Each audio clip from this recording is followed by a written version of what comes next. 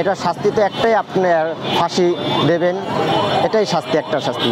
এর বিকল্প যে আরে মাফ করে দেন, কি 10 বছর কারাদণ্ড দেন, কি 20 বছর দেন, যাবজ্জীবন দেন, এটা কোনোটাই মানা হয় না ভাই।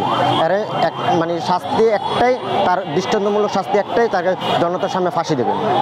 এরকম ঘটনা এবং ঘটনা বাংলাদেশে অহরহ ঘটছে। আপনার যেই দেশে বসবাস করছি, এই দেশে 16 বছর একটা ফ্যাসিস্ট সরকার ছিল, যে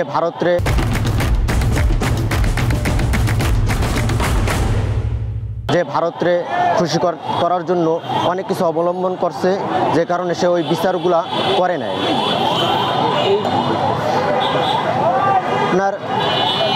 আমরা বিগত যে 16 বছর যে রাষ্ট্রে বসবাস করছি, সেই রাষ্ট্রে কোরআনকে নিয়ে, নবীকে নিয়ে, আল্লাহ তাআলাকে নিয়ে যে অপমান করা হয়েছে, আমরা যে রাষ্ট্রে, যে শাসকের অধীনে ছিলাম, সেই শাসক তো আল্লাহ প্রেমিক না, সে শাসক তো নবী প্রেমিক না, সে শাসক তো কোরআন প্রেমিক না, সে তো ভারতের প্রেমিক।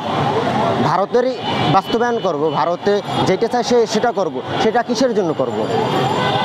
এজন্য আমরা আর কি ওই সময় ন্যায্য বিচার পাই নাই, বারবার আন্দোলন করছিলাম, ন্যায্য বিচার পাই নাই। এখন আমরা আমাদের জুলাই 24 পরে যে সরকার বসিয়েছি, আমরা চাই যে এই সরকারের মাধ্যমে আমরা একটা ভালো একটা বিচার পাবো, ঠিক আছে? কিন্তু তাও আমরা এতদিন ধরে তা দেখতেছি না।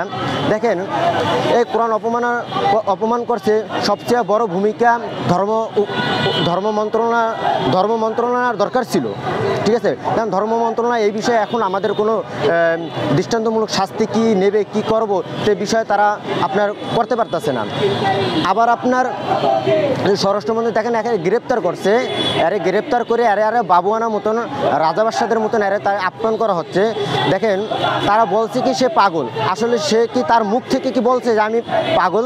সে কিন্তু বলছে আমার স্বাধীনতা আছে। স্বাধীনতা কি এক অপর ভাইয়ের এক গ্রন্থের উপরে আপনি কি আঘাত করে স্বাধীনতা? এটা কোনো স্বাধীনতা হতে পারে? এটা কোনো পাগলের কাজ হতে পারে? এটা কোনো পাগলের কাজ হতে পারে না। নিশ্চিত এর পিছনে বড় কোনো ষড়যন্ত্র আছে, যে কারণে এটা হয়েছে।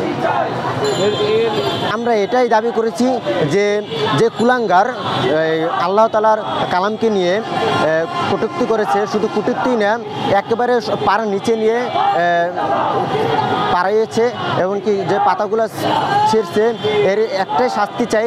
এই জায়গায় দাঁড়ানোর উদ্দেশ্যই একটা শাস্তি দাবি করার জন্য, যে তাকে দৃষ্টান্তমূলক শাস্তি দেওক, এমনকি ফাঁসি দেওক, এটাই দাবি, আর কোনো দাবি না। যদি এই দাবি তারা না মানে, তারা ইনশাল্লাহ আপনারা দেখেছেন আমরা জুলাই বৈষম্য বিরোধী কওমি ছাত্র আন্দোলন, হ্যাঁ, কত বড় ভূমিকা পালন করছে। ইনশাল্লাহ আমরা ওরকম আবার ভূমিকায় চলে যাব ইনশাল্লাহ।